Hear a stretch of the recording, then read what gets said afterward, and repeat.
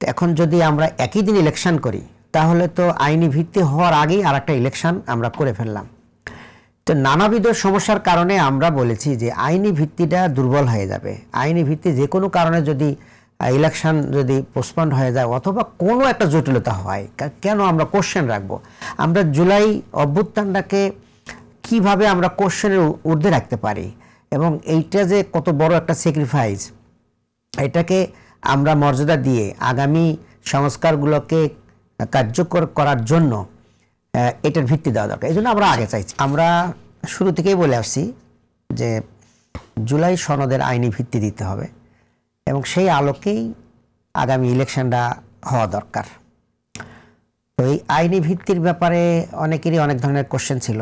সর্বশেষ গণভোটের ব্যাপারে আমরা প্রস্তাব দেই ঐক্যমত কমিশনে, সেখানে অনেকেই পক্ষে বিপক্ষে, এক পর্যায়ে গণভোটের ব্যাপারে সবাই একমত হয়েছে। এখন প্রশ্ন আসলো যে এই গণভোটটা কবে হবে, একই দিনে হবে না আগে হবে?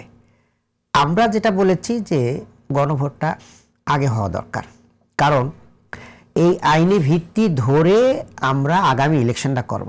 এখানে কোশ্চেন আছে যে সংসদ কয় কক্ষ বিশিষ্ট হবে, দ্বিকক্ষ না এক কক্ষ?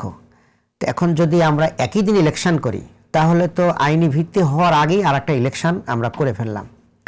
তো নানাবিধ সমস্যার কারণে আমরা বলেছি যে আইনি ভিত্তিটা দুর্বল হয়ে যাবে। আইনি ভিত্তি যে কোনো কারণে যদি ইলেকশন যদি পোস্টপন্ড হয়ে যায় অথবা কোনো একটা জটিলতা হয়, কেন আমরা কোশ্চেন রাখবো?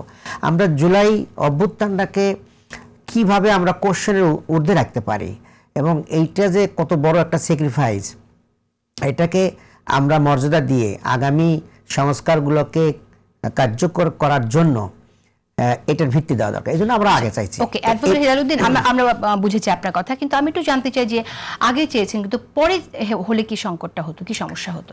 পরে হলে সংকটটা হলেই, পরের সংকটটা এই যে আপনার হলো আইন হওয়ার আগেই আমরা আইনের ফল পেয়ে যাচ্ছি।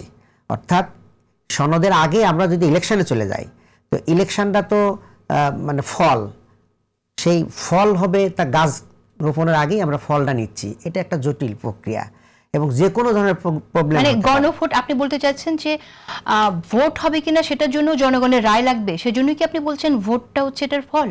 না, মানে জাতীয় সংসদ ইলেকশন জুলাই সনদের ফলাফল এটা বলতে চাইছেন আপনি?